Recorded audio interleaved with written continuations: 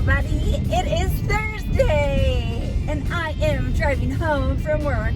I am trying so hard to get this video up and out, and it's just not up to my standards. So without further ado, I am going to explain to you guys what it was like to lose my vision 3 years ago. Actually, it was yesterday, so February 19th, 2017, I suddenly and unexpectedly lost my vision. And as a result of that, I get to wear these fun, fancy, cute little Blingosaurus Rex glasses with a crazy tint to them. Yes, they're prescription. They have multiple different things in them to help with my photosensitivity or my light sensitivity. Occasionally I have, it's in my locker at work, but I actually have prescription work glasses, which means that they look like sunglasses or construction glasses that just have black frames to them. Well, these ones have a reflective coat, but they're dark, and it's very difficult to see my eyes unless I'm in a bright light. Then you can see my eyes, but they're prescription, and basically it can handle any flying objects possibly that are projectile at work, and it's a safety thing. But also, again, when I have my scleritis attacks, I can't handle the light, and the computer light included. So going back 3 years, I was actually working night shift, and out of the blue, while I was working, my eyes suddenly became very itchy. They were burning. They were really irritated. I was trying to use my Refresh teardrops that I have for like just normal dry eye stuff, and the little green bottle that you guys see, it's a multi-use vial. As long as you don't touch your cornea, which is that clear coat over your eye, you can use that vial multiple times. And so I kept trying to use Refresh Tears, hoping that that burning and the awful sensation I was having would go away. Some might say, Jen, you were working in the ER. Why didn't you just see your ear doctor? Well, legally, you cannot be seen by a provider while you're on the clock, for one. Two, there needs to be some type of a paper trail, and technically the providers deserve to get reimbursed. So with that part of it, they have a right to earn money for what they do. They went through many years of education, generally 10 to 12 years worth of schooling, and so they do deserve to be compensated for their time. But along with that, there does need to be a paper trail, so that if something happens or goes wrong as a result of their recommendations or their prescription being sent to a pharmacy, it can be traced back to like what was going on, what was the doctor thinking, what were they doing, what procedures and techniques were they using. Yeah, c'est la vie. So I didn't see the doctor in the ER.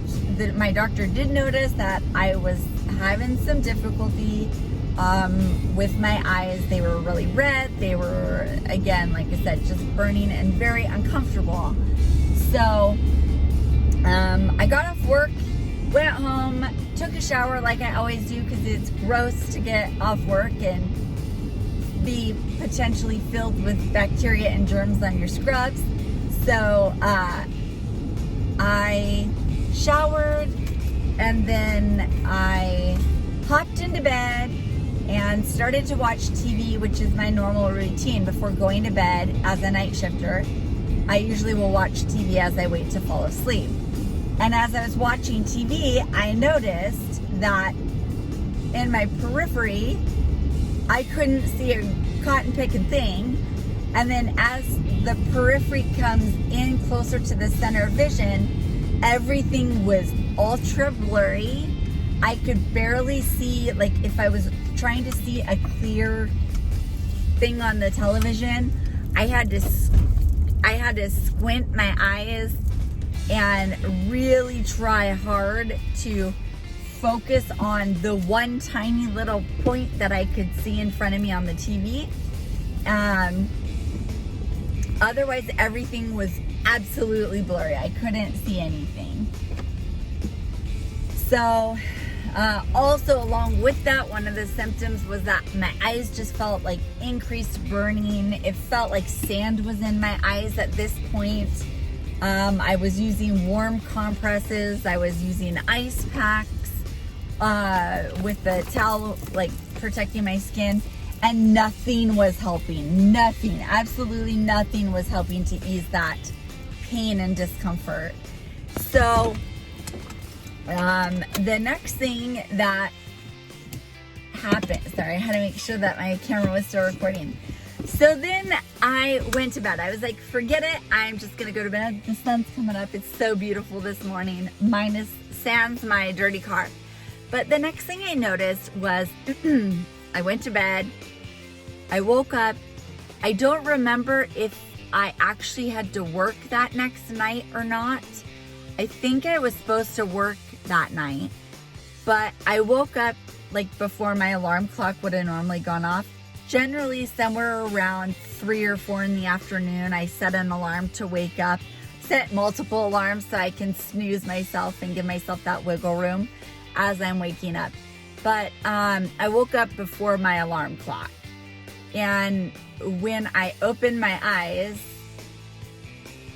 panic went through me. I had multiple emotions and feelings all at once. I had the most extreme pain that I could imagine at that time in my life in my eyes. I was totally blind, absolutely 100% blind. And it's not that it was like black blind, where most people who are blind, they see various shades of gray. Sometimes they can see shadows, but when the sun's out, they definitely can tell where a light source is. Most blind people are able to tell when there's light and about where the light source is coming from. They might see other things. There's like a spectrum of blindness. For me, this was not black blind. This was pure white, like looking at the sun, extreme bright white light. So, yeah, that was crazy. It was scary. I lost my mind and started screaming and panicking. Thank God my husband and my young son at that time were at home, and they were able to quickly respond to my yelps for help because I was hurting so bad. And at this point, as I'm panicking, trying to find my phone, which went flying somewhere in my freak out, all I remember was the sheer brightness of when I tried to open my eyes, and then feeling like seriously people took 2 handfuls of sand and shoved it and packed my eyes full of sand. So opening my eyelids alone was difficult. Trying to roll my eyes under my eyelids was difficult. Everything was just insane. I can't even describe it as like when you don't expect something like this to happen, it is frightening. So anyway, yeah, we made a trip to the hospital, went into the ER. When it was my turn, doc knew, like, obviously something's not right. They did a couple tests there. So there was concern that maybe I just had really bad abrasions on my cornea, which is the clear layer covering your eye. You can't usually see the clear layer, it's just there. But if you have a corneal abrasion or a scratch or a tear or a nick in that clear layer, there's a test we can do really simply. And they put a special dropper dye in your eye. And then they use a neon light that's very similar to this, but it's purple. And it's fluorescent light. And what happens is that dye will absorb into any tears or nicks or any area that's compromised on your cornea. if your cornea is fine, it literally will just pool in the bottom and at the top of your eyelids and just wait to come out through your tears or go into your sinuses and be processed that way. Looking at it, normally you can't tell that you have this dye in your eye, but when the light is put onto your eyes, it lights up. Well, my eyes were completely covered in abrasions. So he was worried about that to begin with. They irrigated the heck out of my eyes. I still couldn't see. And the pain that I experienced with the irrigation, I did my best to grunt my way through it. And I knew at one point I just hit a breaking point that I couldn't keep calm and at peace and try to be one with the pain to reduce the extensiveness of what I was feeling. And I just let it out. In my mind, I felt like I was screaming my head off. I know I wasn't that bad, but it felt like that because I'm not normally one that's really like vocal like that. So anyhow, when we still couldn't get any kind of vision back, that was concerning. And I'm so thankful the doctor that was working was on, because he knew this was truly an emergency and needed a higher level of care. So they called KCI, which is an ocular specialty group directly affiliated with Oregon Health and Sciences, which is a level 1 trauma center in Portland, Oregon. I gotta try and be silly when I can. And when they heard what was going on, they were like, yeah, no, she needs to get here. She needs to get here yesterday. Like, she can't go by POV, which is personal vehicle. She needs to go by ambulance. And I was thankful for that because the pain was so crazy. I can't imagine getting through a drive like that without the possibility of having medications to help take the edge off of it. So anyway, ambulance ride, it's not fun. It's not glorious. They were short ambulances in this tiny town. We were short on crews. They were all out on transfers or calls, 911 calls. And my husband is and was a volunteer firefighter at that point in time, and was able to set up care for my son, or our son, and pack our bags and literally drive the ambulance to Portland so that we were able to get me to where I needed to be. They had a paramedic, they just didn't have a driver, and so he, with his skills, was able to do that. And then he stayed with me that first night. I ended up staying there 2 or 3 days, if memory serves, and going through so many different doctors, so many different tests and scans, CAT scans, MRIs I can't have, unfortunately. One of the few times I'll use the word can't. I can't have an MRI. They were doing ultrasound tests and special CTs on your eye tests and head CTs and steroids in my IV, steroids in my mouth, steroids in my eyes, antibiotics in my eyes and antibiotics in my IV. So basically they figured out that in this eye, which is now smaller and set back a little bit, that I ended up having 2 or 3 ulcers that were around the iris, which is the color part of your eye. And it literally went straight through my cornea, the clear part of your eye, through the iris, the colored part of your eye, and through the sclera, the white part of your eye. It went all the way through. It didn't make sense why I went blind in this eye, but after speaking with them a little bit further, I let them know, hey, my mom has scleritis. She's a patient at the VA and is with the head of ophthalmology there. So they were thinking maybe I had episcleritis, which is very painful, very, very painful. It's pretty common, but still, again, it is a painful situation. But I knew I already had autoimmune stuff. We were already starting to test just a week prior to that we were trying to figure out what was going on with my immune system. What's really going on? What's my true diagnosis or diagnoses? And so I let them know, hey, my mom's got these things going on. I have a couple things, and now with my eyes, it seems like we're kind of similar.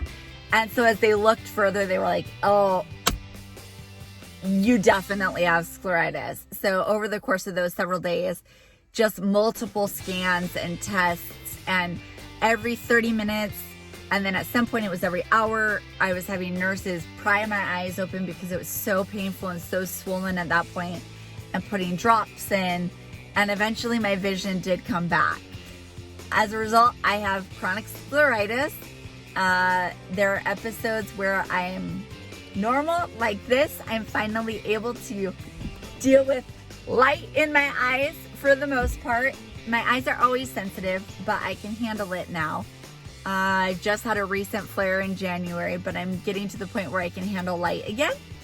And I do have flares or exacerbations where I go blind at times, or my eyes red, totally devil red, or I have like the purple blue hue in some of my Instagram photos where that's a scleritis flare, and I can tell because the pain that I feel is just, it's a telltale sign. I know when it's happening. So, yeah, there's no guarantee that each time I go blind that I will get my vision back.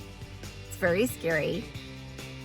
I'm so thankful I have incredible doctors, and I just so happened to get lined up in the civilian world, get lined up with the same doctor who sees her. He's the head of ophthalmology with the VA, which is up on the hill right next to Oregon Health and Sciences. I don't think they're a level 1 trauma center, but they're up there. I mean, they're a major research medical facility. But anyway, yeah, it's incredibly scary. And I do share my journey because I feel like maybe somebody's going to go through these things, and it's scary and frightening, which is the same thing as scary, but it feels good to know that maybe somebody else is out there that's going through it and is able to live a normal life. I'm still able to work for the most part when I'm feeling good. I am a nurse, which means I'm working crazy hours and very busy, but I love what I do, and I think that if you just try to focus on the positive, try to be at one with yourself, push yourself as far as you can safely do it. And remember, like, we are not promised tomorrow. We're not even promised till the end of today. So live each moment, cherish each moment. Because life is so precious. That's really the biggest thing I've learned over these last several years, that life is amazing. So I hope that my little story of what I've been going through over the last 3 years has helped you. And if you have any questions, concerns, don't hesitate to leave a comment down below. Please subscribe. I enjoy having more subscribers. That lets me know that you are enjoying the content. Or if you have suggestions for other things that you want, just Nurse Jen, just Patient Jen, ultimately just Jen. If you want me to leave certain kinds of reviews or comments or tutorials, I'm happy to do it. I, at this point, have just been focusing on my health. But give me a thumbs up. Show me that love. And have a beautiful day. Much love as always. Bye.